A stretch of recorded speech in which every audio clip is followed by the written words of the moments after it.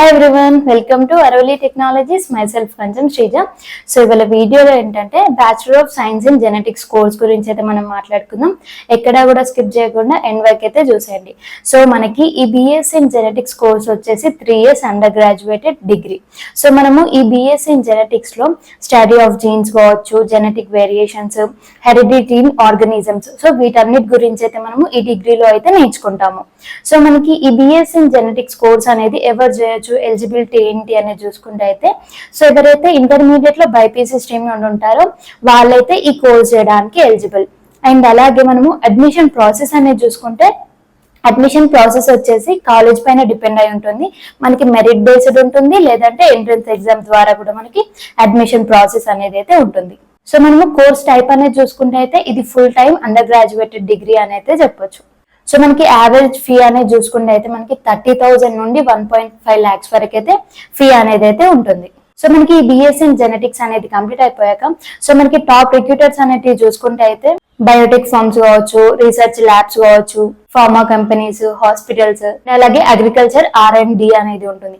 So ఇవి వచ్చేసి మనకి టాప్ రిక్రూటర్స్. మనకి బిఎస్సీ ఇన్ జెనెటిక్స్ లో ఎలాంటి సబ్జెక్ట్స్ ఉంటాయి అనేది అయితే చూసేద్దాం. ఫండమెంటల్స్ ఆఫ్ జెనెటిక్స్ అనేది ఉంటుంది, సెల్ బయాలజీ అనేది ఉంటుంది, మాలిక్యులర్ బయాలజీ ఉంటుంది, బయోకెమిస్ట్రీ ఉంటుంది, మైక్రోబయాలజీ అనేది ఉంటుంది, హ్యూమన్ జెనెటిక్స్ అనేది ఉంటుంది, ఎవల్యూషనరీ బయాలజీ అనేది ఉంటుంది, అలాగే జెనెటిక్స్ ఇంజనీరింగ్ అనేది ఉంటుంది, ప్లాంట్ అండ్ ఎనిమల్ జెనెటిక్స్ అనేది ఉంటుంది, బయో ఇన్ఫర్మేటిక్స్ అనేది ఉంటుంది.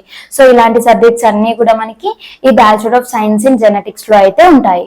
సో మనకి ల్యాబ్ వర్క్ అండ్ ప్రాక్టికల్స్ అనేది ఉంటుంది. లైక్ మనకి డిఎన్ఏ ఎక్స్ట్రాక్షన్ కావచ్చు, లేదంటే క్రోమోజోమ్ మ్యాపింగ్ కావచ్చు. సో వీటిపైన మనకి ల్యాబ్ వర్క్ అండ్ ప్రాక్టికల్స్ అనేటివి అయితే ఉంటాయి. మనకి ఫైనల్ ఇయర్ లో అయితే ప్రాజెక్ట్ వర్క్ అనేది కూడా ఉంటుంది. సో మనము ఈ బిఎస్సీ ఇన్ జెనెటిక్స్ అనేది కంప్లీట్ అయిపోయాక మనకి ఎలాంటి కెరియర్ ఆప్షన్స్ ఉంటాయి అనేది చూసేద్దాం. మనము ఎంట్రీ లెవెల్ జాబ్స్ అనేటివి చూసుకుంటే అయితే జెనెటిక్ ల్యాబ్ అసిస్టెంట్ గా కూడా చేయొచ్చు, లేదంటే క్లినికల్ రీసెర్చ్ అసిస్టెంట్ గా చేయొచ్చు, బయోటెక్ టెక్నీషియన్ గా చేయొచ్చు, లేదంటే మెడికల్ కోడింగ్ ఎగ్జిక్యూటివ్ గా కూడా చేయొచ్చు. మనకి ఇవి వచ్చేసి కెరియర్ ఆప్షన్స్.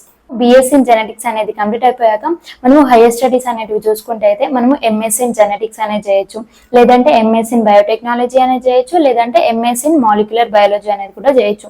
అండ్ అలాగే మనకి ఎంఎస్సీ ఇన్ హ్యూమన్ జెనెటిక్స్ అనేది కూడా చేయొచ్చు. సో ఇవి వచ్చేసి మనకి బిఎస్సీ ఇన్ జెనెటిక్స్ అనేది కంప్లీట్ అయిపోయాక ఉండే హైయర్ స్టడీస్.